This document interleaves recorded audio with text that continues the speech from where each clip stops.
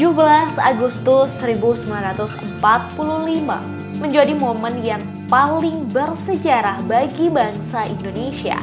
Kala itu Presiden Republik Indonesia pertama, Soekarno, bersama Bung Hatta memproklamasikan kemerdekaan Indonesia yang sekaligus menjadi tonggak baru perjalanan bangsa yang terbebas dari penjajahan. Mungkin banyak yang bertanya-tanya mengapa Soekarno dan Hatta memilih tanggal 17 Agustus untuk memproklamirkan kemerdekaan Indonesia. Dikutip dari setnek.go.id, Profesor Dr. Haji Dadan Wildan M. Hum, staf khusus Menteri Sekretaris Negara Republik Indonesia menjelaskan alasan Soekarno memilih tanggal 17 Agustus sebagai hari kemerdekaan Indonesia. Soekarno memilih sejumlah pertimbangan mengapa memilih 17 Agustus sebagai hari kemerdekaan Indonesia. Ia bahkan menolak usulan tanggal 16 Agustus untuk memproklamirkan kemerdekaan Indonesia.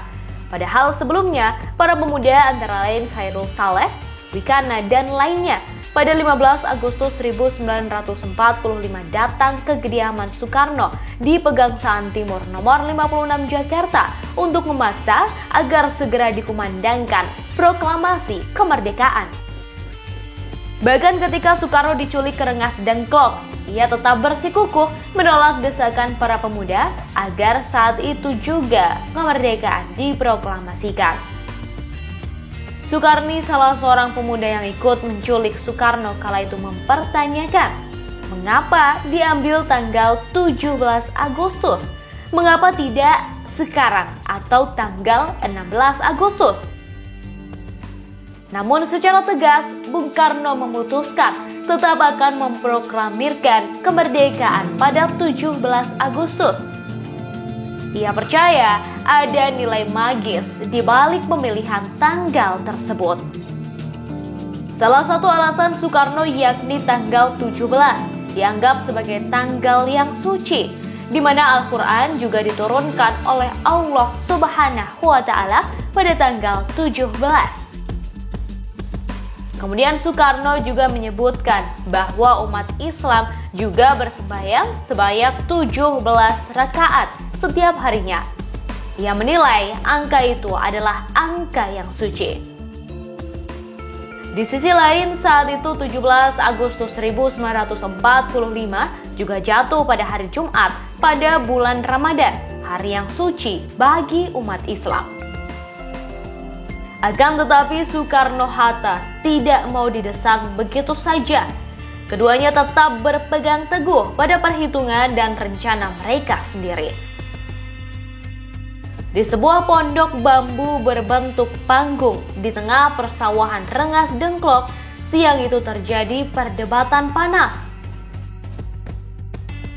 Revolusi berada di tangan kami sekarang, dan kami memerintahkan Bung kalau Bung tidak memulai revolusi malam ini. Lalu apa? Teriak Bung Karno sambil beranjak dari kursinya dengan kemarahan yang menyala-nyala. Semua terkejut. Tidak seorang pun yang bergerak atau berbicara. Waktu suasana tenang kembali setelah Bung Karno duduk, dengan suara rendah ia mulai berbicara. Yang paling penting di dalam peperangan dan revolusi adalah saatnya yang tepat. Di Saigon, saya sudah merencanakan seluruh pekerjaan ini untuk dijalankan tanggal 17. Mengapa justru diambil tanggal 17? Mengapa tidak sekarang saja atau tanggal 16? Tanya Soekarni. Saya seorang yang percaya pada mistik. Saya tidak dapat menerangkan dengan pertimbangan akal mengapa tanggal 17 lebih memberi harapan kepadaku.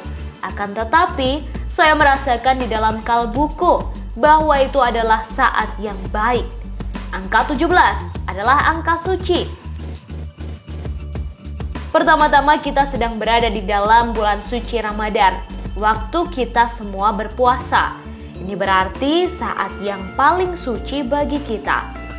Tanggal 17 besok hari Jumat. Hari Jumat itu Jumat Legi, Jumat yang berbahagia, Jumat suci.